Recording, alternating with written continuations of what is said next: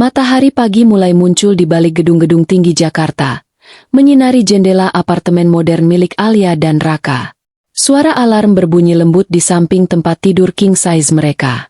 Alia membuka mata perlahan, menghela napas panjang, lalu mematikan alarm. Dia menoleh ke sisi lain tempat tidur. Kosong. Seperti biasa, Raka sudah bangun lebih dulu untuk bekerja. Di dapur, Raka tampak sibuk mempersiapkan sarapan sederhana. Dia memakai kemeja lengan pendek yang masih terlihat rapi meski sedikit kusut karena kesibukan semalam. Di meja dapur, ada secangkir kopi hitam yang belum sempat diminum. Dia melihat jam tangan, lalu menghela napas pelan. Waktu terasa begitu cepat, dan dia harus segera pergi ke kantor. "Alia, kamu sudah bangun?" teriak Raka dari dapur. Suaranya terdengar ramah tapi sedikit terburu-buru. "Iya, bentar lagi siap," jawab Alia dari kamar mandi. Namun, nada suaranya tidak terlalu antusias. Ada sesuatu dalam intonasinya yang terdengar hambar, seperti kelelahan yang tak tersampaikan. Setelah sarapan singkat, Alia dan Raka berpamitan di pintu apartemen. Raka mengenakan tas selempang dan mengunci pintu, sementara Alia masih berdiri di ambang pintu dengan wajah yang sulit dibaca. Dia hanya melambaikan tangan kecil saat Raka berbalik untuk mengucapkan selamat tinggal. "Pulangnya jangan terlalu malam, ya," kata Alia pelan, hampir seperti bisikan. "Ya, aku usahakan," jawab Raka sambil tersenyum tipis. Tapi nada suaranya terdengar begitu formal, seolah-olah mereka hanya rekan kerja yang saling sopan, bukan pasangan suami istri. Setelah Raka pergi, Alia kembali ke dalam apartemen. Dia berdiri di tengah ruang tamu, memandangi foto-foto di dinding. Matanya tertuju pada salah satu foto pernikahan mereka. Dia tersenyum tipis, tapi ada kerinduan yang tersembunyi di balik senyum itu.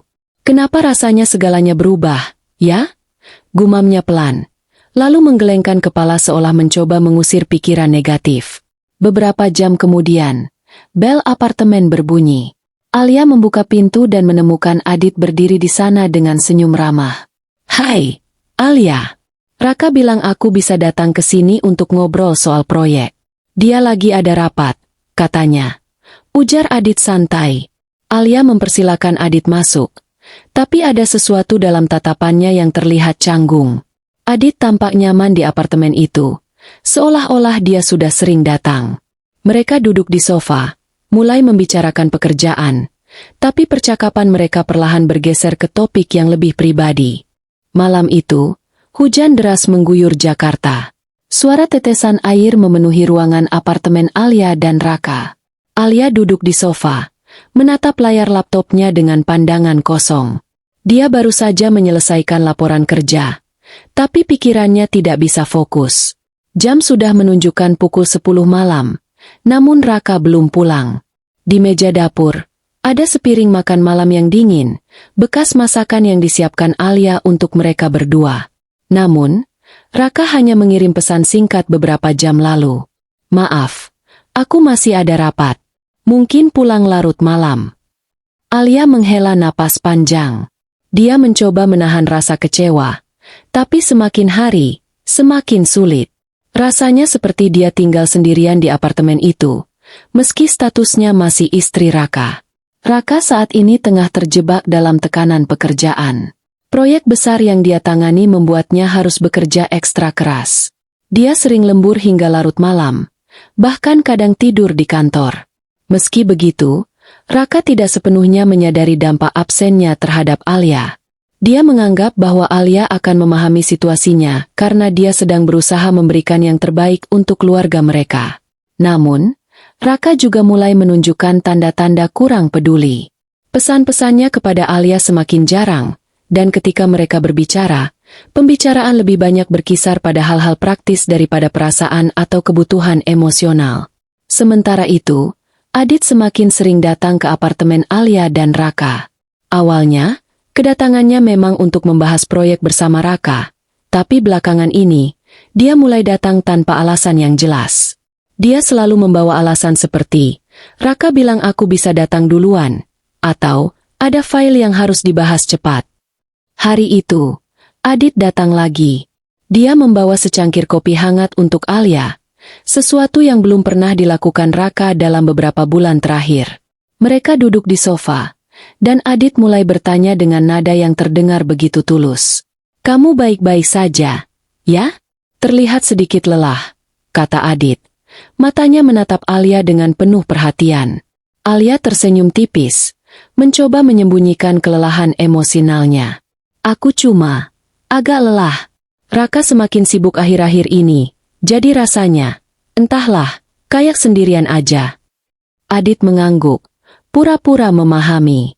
"Aku tahu Raka orang yang ambisius.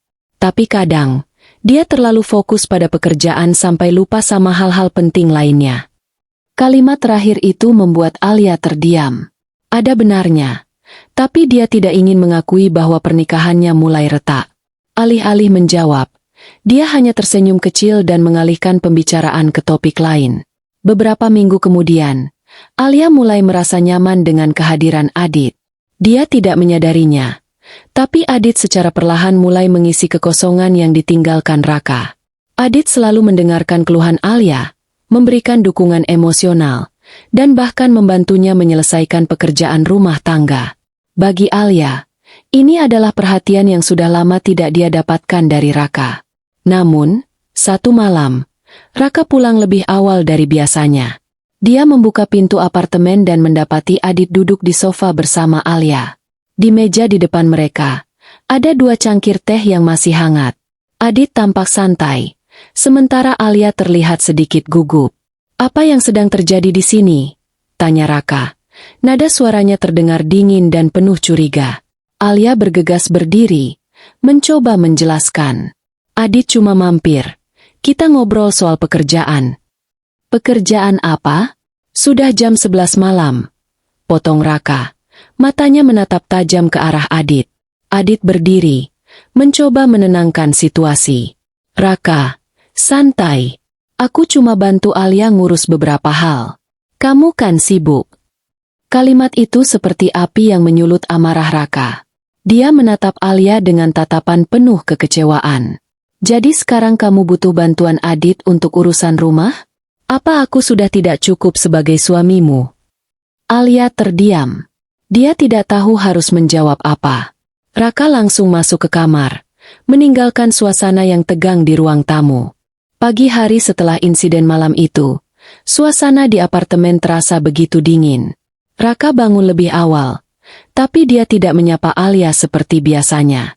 Dia langsung menuju dapur, membuat kopi untuk dirinya sendiri tanpa menawarkan Alia. Alia mencoba membuka percakapan, tapi Raka hanya menjawab dengan nada dingin dan singkat. "Aku mau pergi ke kantor lebih awal," kata Raka sambil mengenakan jasnya. "Jangan lupa tutup pintu kalau Adit datang lagi." Kalimat itu seperti sebuah tamparan bagi Alia. Dia ingin membela diri, tapi Raka sudah pergi sebelum dia sempat berkata apa-apa. Alia duduk di meja makan, memandangi secangkir teh yang belum disentuhnya. Hatinya dipenuhi rasa bersalah, meski dia tahu bahwa dia tidak melakukan kesalahan besar. Beberapa hari kemudian, ketegangan antara Alia dan Raka semakin memuncak. Raka mulai memperhatikan hal-hal kecil yang sebelumnya dia abaikan. Dia menyadari bahwa Adit sering mengirim pesan kepada Alia, bahkan kadang-kadang saat Raka sedang ada di rumah. Suatu malam, ketika Alia sedang mandi, Raka tanpa sengaja melihat ponsel Alia yang tertinggal di meja.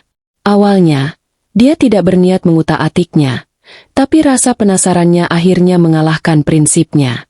Dia membuka aplikasi pesan dan menemukan percakapan panjang antara Alia dan Adit.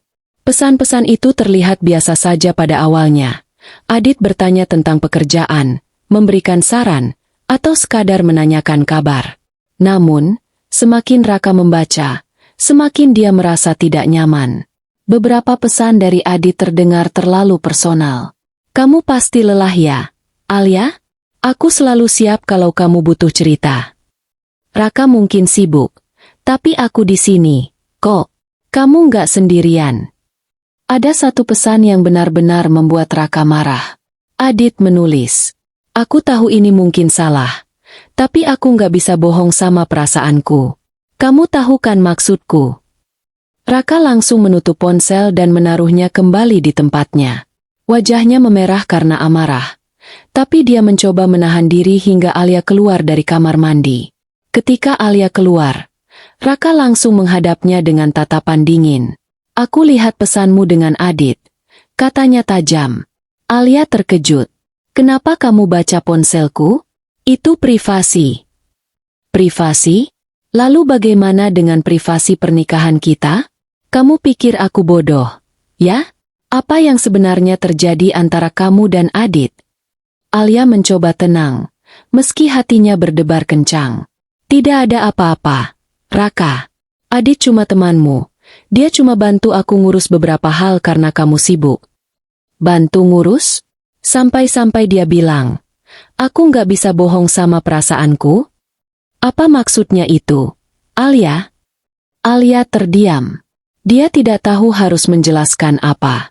Dia sadar bahwa pesan-pesan itu bisa disalahartikan. Tapi dia juga tidak ingin terlihat bersalah atas sesuatu yang belum terjadi. "Ini semua karena kamu jarang di rumah, Raka," balas Alia akhirnya. "Aku cuma butuh seseorang untuk bicara, dan Adit ada di sana. Tapi aku tidak pernah memikirkan hal lain." Raka tertawa sinis. "Jadi sekarang ini salahku? Karena aku bekerja keras untuk keluarga kita. Kamu malah dekat-dekat dengan temanku." Setelah pertengkaran panjang, Raka memutuskan untuk pergi dari rumah malam itu juga. Dia mengambil tas kecil dan beberapa pakaian, lalu meninggalkan apartemen tanpa sepatah kata pun. Alia mencoba mengejarnya, tapi Raka sudah pergi dengan taksi. Di tengah malam yang sunyi, Alia duduk di sofa, menangis terseduh-seduh. Dia merasa dikhianati oleh sikap Raka yang langsung menuduhnya tanpa mendengarkan penjelasannya. Di saat yang sama, dia juga merasa bersalah karena telah membiarkan Adit terlalu dekat dengannya. Beberapa hari kemudian, Raka memposting cerita mereka di media sosial.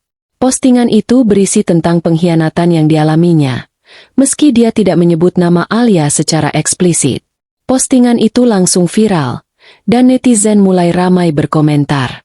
Ada yang membela Raka, ada yang mencibir Alia, dan ada pula yang penasaran dengan alasan sebenarnya di balik perselingkuhan tersebut. Alia membaca komentar-komentar itu dengan perasaan campur aduk. Dia merasa seperti tersudut, tapi dia juga sadar bahwa masalah ini tidak bisa diselesaikan hanya dengan diam. Dia harus mencari cara untuk menjelaskan semuanya, tidak hanya kepada Raka, tapi juga kepada dunia. Di luar jendela, langit mulai mendung lagi. Seperti metafora hubungan mereka yang semakin gelap. Hari-hari setelah insiden itu terasa begitu berat bagi Alia. Dia berusaha menghubungi Raka berkali-kali, tapi Raka tidak pernah menjawab panggilan atau pesannya.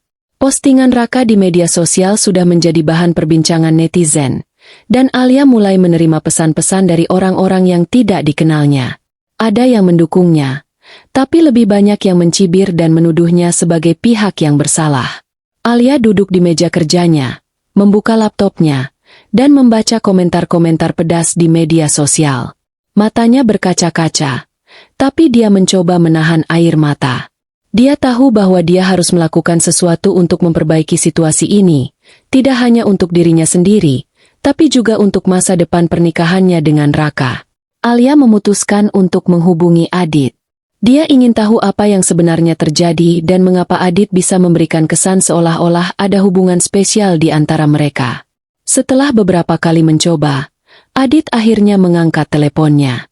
"Adit, aku perlu bicara sama kamu," kata Alia dengan nada serius. "Apaan? Kamu kenapa?" tanya Adit. "Pura-pura tidak tahu apa-apa. Jangan pura-pura bodoh. Kamu tahu apa yang sedang terjadi. Kenapa kamu bilang hal-hal seperti itu di pesanmu? Apa maksudmu sebenarnya?" Adit terdiam sejenak, lalu tertawa pelan. "Aku cuma jujur. Alia, kamu pikir aku nggak tahu kalau kamu merasa kesepian? Aku cuma mau kasih tahu kamu bahwa ada orang lain yang peduli sama kamu. Tapi kamu tahu kan kalau aku masih istri Raka? Kamu nggak punya hak buat ngomong kayak gitu," balas Alia dengan suara bergetar. Adit tersenyum sinis, meski Alia tidak bisa melihatnya. "Aku cuma manfaatin kesempatan. Alia, Kalau Raka nggak bisa kasih kamu perhatian, kenapa aku nggak boleh? Kalimat itu membuat Alia marah. Dia langsung memutuskan panggilan tanpa memberi Adit kesempatan untuk menjelaskan lebih lanjut. Dia sadar bahwa Adit memang sengaja memanfaatkan situasi ini untuk mendekatinya. Tapi dia juga menyadari bahwa dia sendiri telah membiarkan Adit terlalu dekat dengannya. Sementara itu, postingan Raka di media sosial semakin viral. Banyak netizen yang menghujat Alia, menganggapnya sebagai istri yang tidak setia. Beberapa teman Alia bahkan mulai menjauh darinya karena takut terkena imbas dari drama tersebut. Alia mencoba memposting klarifikasi di akun media sosialnya. Dia menulis, "Ini bukan tentang perselingkuhan. Ini tentang kesalahpahaman. Aku tidak pernah berniat selingkuh, tapi aku memang salah karena membiarkan orang lain terlalu dekat denganku. Aku minta maaf kepada semua orang yang merasa kecewa." Namun, klarifikasi itu tidak banyak membantu. Banyak netizen yang tetap mencibirnya, menganggap bahwa dia hanya mencari pembenaran. Alia merasa semakin terpuruk, tapi dia tahu bahwa dia harus terus berjuang untuk memperbaiki hubungannya dengan Raka. Setelah beberapa hari berusaha menghubungi Raka, Alia akhirnya berhasil bertemu dengannya di sebuah kafe kecil. Mereka duduk berhadapan, tapi suasana terasa begitu canggung. Raka tampak dingin, sementara Alia berusaha menahan air matanya. "Aku tahu kamu marah," kata Alia pelan. "Tapi aku nggak pernah selingkuh, Raka. Aku cuma kesepian." Raka menatapnya dengan tatapan kosong. "Kesepian? Jadi itu alasanmu biarin Adit deket-deket sama kamu? Kamu nggak mikir apa yang aku rasain?" "Tentu saja aku mikirin kamu. Tapi kamu jarang di rumah. Raka, kamu nggak pernah dengerin aku lagi. Aku cuma butuh seseorang buat cerita. Dan Adit ada di sana. Jadi ini salahku? Karena aku bekerja keras buat keluarga kita. Kamu malah deket-deket sama temanku." Potong Raka dengan nada tinggi. Alia diam. Dia tidak tahu harus menjawab apa. Dia sadar bahwa masalah ini tidak bisa diselesaikan hanya dengan penjelasan satu arah. Mereka berdua memiliki andil dalam konflik ini. Pertemuan itu berakhir tanpa hasil yang memuaskan. Raka pergi meninggalkan kafe dengan langkah cepat. Sementara Alia duduk sendirian, menangis terseduh-seduh. Dia merasa seperti berada di titik terendah dalam hidupnya. Di luar kafe, hujan mulai turun. Seperti metafora hatinya yang dipenuhi rasa bersalah dan keputusasaan. Alia tahu bahwa dia harus terus berjuang, tapi dia juga sadar bahwa perjalanan ini tidak akan mudah. Hari-hari setelah pertemuan di kafe terasa semakin berat bagi Alia. Dia mencoba fokus pada pekerjaannya, tapi pikirannya selalu kembali ke masalah rumah tangganya. Media sosial masih ramai membicarakan postingan Raka, dan Alia merasa seperti tersudut di tengah badai yang tidak pernah berhenti. Suatu malam, Alia duduk di sofa apartemen mereka, memandangi foto-foto pernikahan mereka di dinding. Matanya tertuju pada senyum bahagia mereka di foto itu, senyum yang sekarang sudah jarang terlihat. Dia menghela napas panjang, lalu memutuskan untuk melakukan sesuatu yang belum pernah dia coba sebelumnya, berbicara dari hati ke hati dengan dirinya sendiri. Alia menyadari bahwa dia tidak bisa hanya menyalahkan Raka atau Adit atas apa yang terjadi. Dia mulai bertanya-tanya, apakah aku benar-benar korban dalam situasi ini? Atau apakah aku juga memiliki andil dalam keretakan hubungan kami? Dia ingat bagaimana dia membiarkan Adit terlalu dekat dengannya, meski dia tahu bahwa itu bisa menimbulkan kesalahpahaman. Dia juga ingat bagaimana dia jarang berbicara dari hati ke hati dengan Raka tentang perasaannya. Alih-alih mencari solusi bersama, dia lebih sering diam dan menahan rasa kesepian itu sendirian. "Mungkin aku salah karena diam saja," gumamnya pelan. "Aku seharusnya bilang ke Raka kalau aku merasa kesepian, bukannya cari perhatian dari orang lain." Namun, refleksi ini tidak serta-merta membuatnya merasa lebih baik. Dia sadar bahwa masalah ini tidak bisa diselesaikan hanya dengan introspeksi diri. Dia butuh bantuan. Alia memutuskan untuk menghubungi sahabat dekatnya, Nisa, seseorang yang selalu ada untuknya sejak kuliah. Nisa adalah tipe teman yang blak-blakan, tapi juga sangat peduli. Setelah beberapa kali mencoba, Nisa akhirnya menjawab panggilan Alia. Alia, apa kabar? Aku lihat postinganmu di media sosial. Kamu nggak apa-apa? Tanya Nisa dengan nada khawatir. Alia menghela napas panjang. Aku nggak tahu lagi, Nisa. Semua orang nyalahin aku. Tapi aku nggak selingkuh. Aku cuma nggak tahu gimana harus ngomong sama Raka. Nisa mendengarkan dengan sabar, lalu berkata, Alia, ini bukan cuma soal kamu atau Raka. Ini soal komunikasi kalian. Kalau kamu merasa kesepian, kenapa nggak bilang langsung ke Raka? Dan kenapa kamu biarin Adit terlalu dekat sama kamu? Alia terdiam. Kata-kata Nisa langsung menusuk jantung masalahnya. Dia tahu bahwa Nisa benar. Tapi dia juga merasa sulit untuk mengubah pola hubungan mereka yang sudah terlanjur rusak. Kamu harus bicara sama Raka lagi. Lanjut Nisa. Tapi kali ini, jangan cuma minta maaf. Jelaskan perasaanmu. Dan dengarkan juga apa yang dia rasain. Mungkin dia juga punya beban yang gak pernah dia omongin. Setelah percakapan dengan Nisa, Alia memutuskan untuk menghadapi Adit sekali lagi. Dia ingin mendapatkan klarifikasi langsung darinya tanpa basa-basi. Mereka bertemu di sebuah kedai kopi kecil, tempat yang jauh dari keramaian. Kenapa kamu datang ke rumahku terus? Tanya Alia langsung, tanpa basa-basi. Adit tersenyum tipis, pura-pura santai. Aku cuma pengen bantu kamu. Alia, kamu kan lagi kesepian. Jangan bohong. Adit, kamu tahu kalau aku masih istri Raka. Kenapa kamu nggak mikirin perasaannya? Adit tertawa sinis. Raka nggak pernah mikirin perasaan kamu.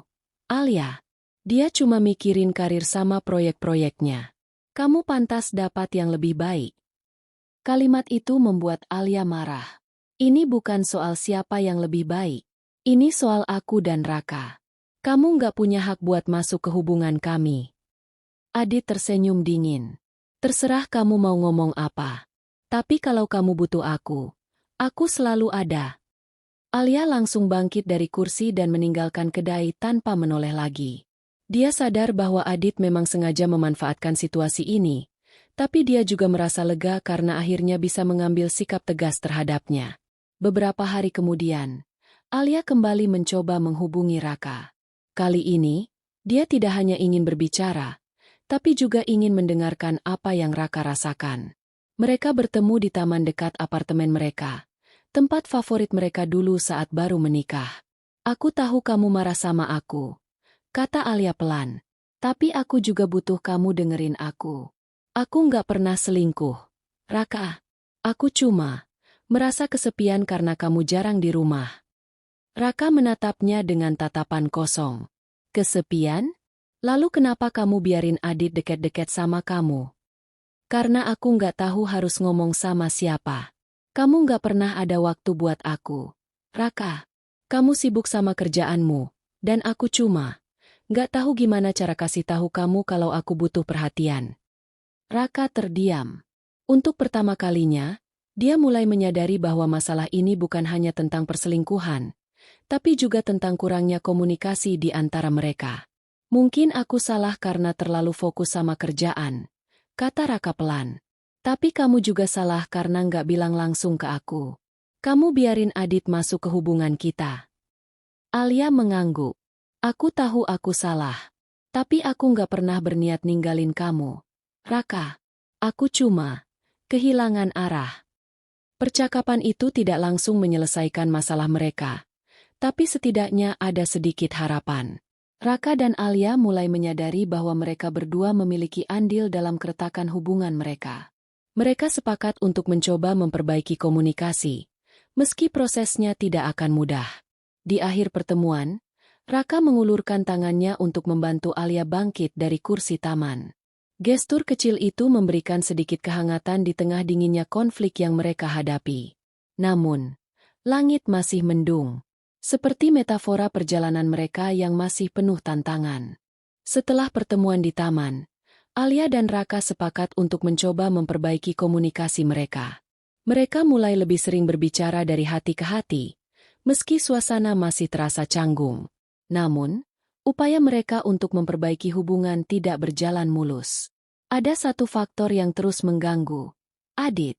Adit tidak menyerah begitu saja. Dia merasa bahwa Alia adalah kesempatan terakhirnya untuk mendapatkan sesuatu yang lebih dari sekadar persahabatan. Dia mulai lebih agresif dalam pendekatannya, bahkan tanpa peduli dengan konsekuensi yang mungkin timbul. Suatu malam, saat Raka sedang bekerja lembur, Adit kembali datang ke apartemen Alia dan Raka. Kali ini, dia membawa alasan bahwa dia ingin mengembalikan beberapa file proyek yang tertinggal di apartemen mereka. Aku cuma mau ngasih ini, kata Adit sambil menyerahkan folder kecil kepada Alia. Raka bilang aku bisa langsung bawa ke sini. Alia menerima folder itu dengan ragu. Dia tidak suka dengan kehadiran Adit, tapi dia juga tidak ingin terlihat kasar. Terima kasih. Kamu bisa langsung pulang, ya?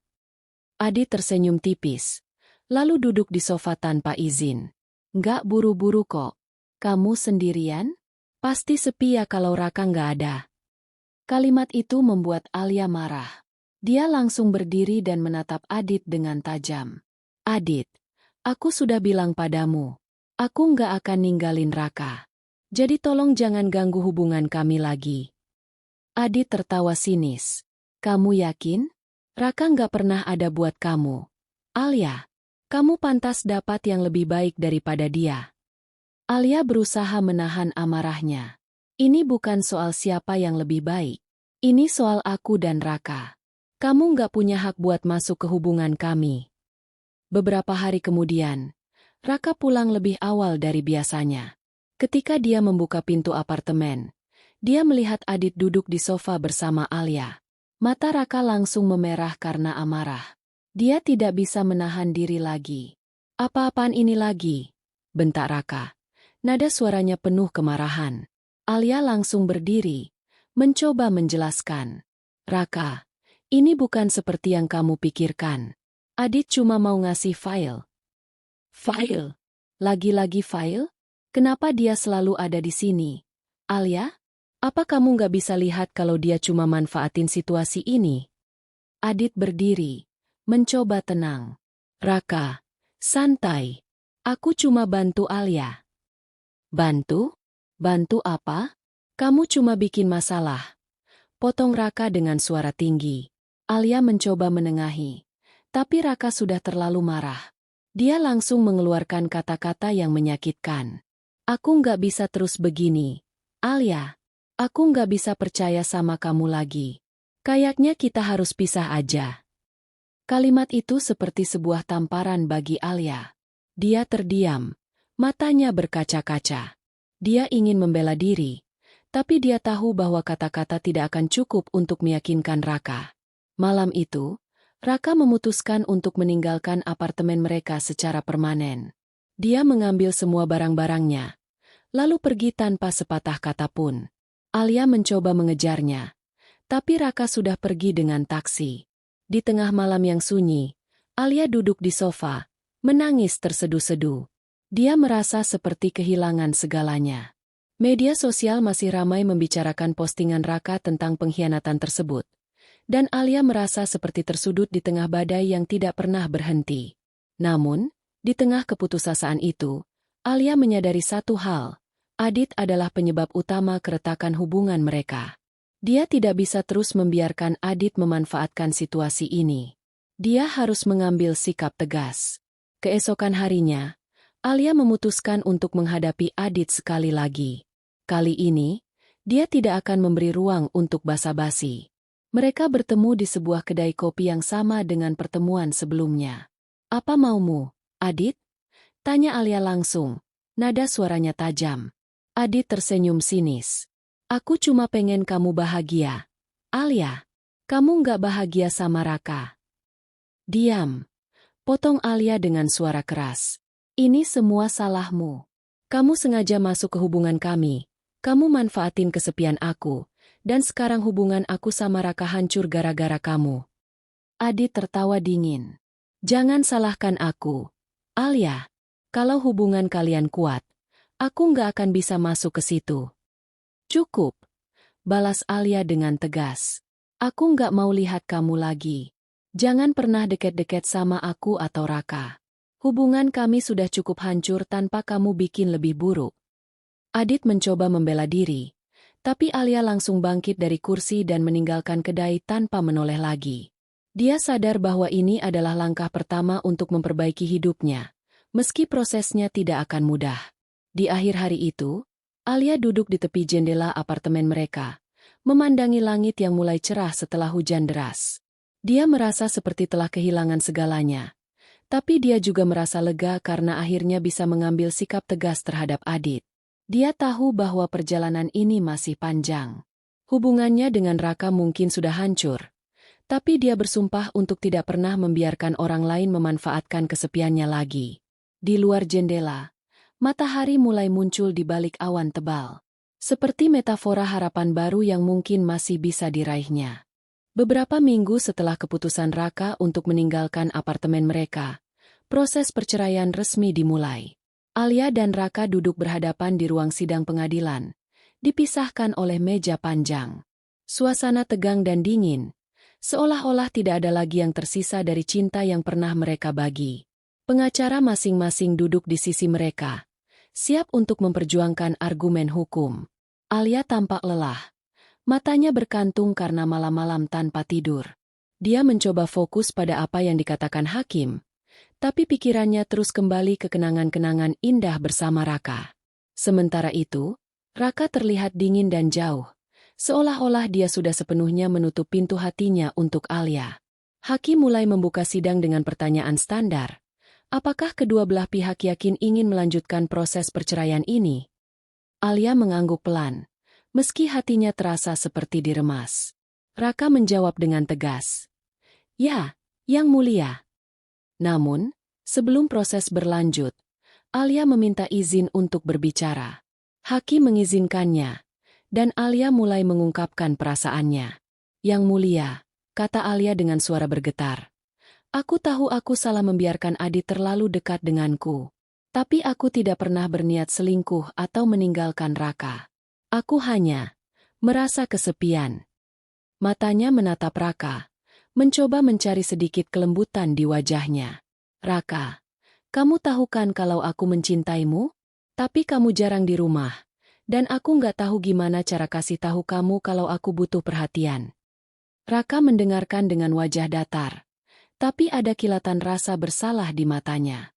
Pengacaranya mencoba menghentikan Alia, tapi hakim mempersilakan dia untuk melanjutkan. Aku tahu Adit salah masuk ke hubungan kita, lanjut Alia. Dia cuma manfaatin situasi, dan aku juga salah karena nggak langsung nolak dia. Tapi semua ini bukan cuma salah aku atau kamu. Raka, ini soal komunikasi kita yang udah rusak. Raka terdiam. Dia tidak menyangka bahwa Alia akan berbicara begitu jujur di depan pengadilan. Dia mulai merenung tentang perannya sendiri dalam keretakan hubungan mereka.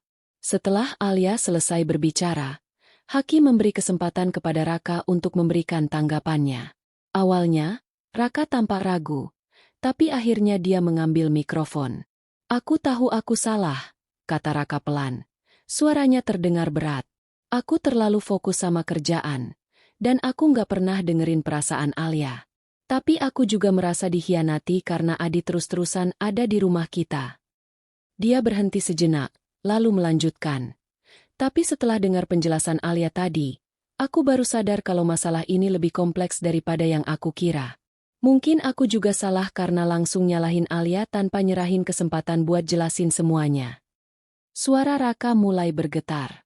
Aku nggak tahu lagi apa yang harus aku lakukan. Aku masih cinta sama Alia, tapi aku juga nggak bisa lupain semuanya begitu aja. Di tengah sidang, Adit tiba-tiba muncul di ruang pengadilan. Dia mengaku ingin memberikan kesaksian sebagai pihak ketiga yang terlibat dalam konflik ini. Hakim mempersilakan dia untuk berbicara. Aku nggak bisa biarin semua ini berakhir kayak gini, kata Adit dengan nada serius. Aku tahu aku salah masuk ke hubungan Alia dan Raka. Aku cuma manfaatin situasi karena aku suka sama Alia. Matanya menatap Alia, lalu beralih ke Raka. Tapi aku nggak pernah benar-benar mau ninggalin kalian berdua. Aku cuma pengen bikin kalian sadar kalau hubungan kalian udah retak, dan mungkin itu bisa diperbaiki. Kalimat itu membuat Alia dan Raka terkejut. Mereka tidak menyangka bahwa Adit akan mengakui kesalahannya secara terbuka. Sidang ditutup sementara untuk memberikan waktu bagi Alia dan Raka untuk merenung. Mereka keluar dari ruang sidang dan duduk di bangku panjang di koridor. Suasana masih tegang, tapi ada sedikit kehangatan yang mulai muncul. "Aku nggak tahu kamu masih cinta sama aku," kata Alia pelan. Matanya menatap lantai. "Aku juga nggak tahu kamu merasa kesepian," balas Raka. "Mungkin kita berdua salah karena nggak pernah ngomongin ini dari awal." Mereka saling menatap. Ada harapan kecil di mata mereka. Mungkin hubungan mereka belum sepenuhnya hancur. Mungkin masih ada kesempatan untuk memperbaiki semuanya. Di luar gedung pengadilan, langit mulai cerah setelah hujan deras. Seperti metafora harapan baru yang mungkin masih bisa diraih.